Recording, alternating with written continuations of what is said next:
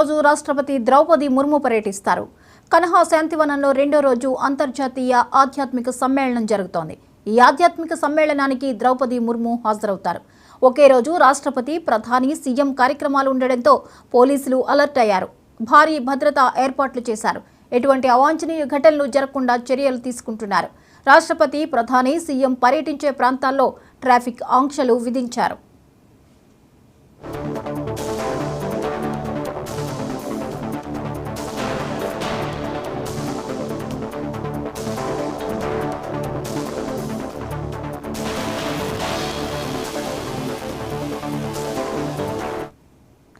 హైదరాబాద్లో ఈ రోజు రాష్ట్రపతి ద్రౌపది ముర్ము పర్యటిస్తారు. కన్హా శాంతివనంలో రెండో రోజు అంతర్జాతీయ ఆధ్యాత్మిక సమ్మేళనం జరుగుతోంది.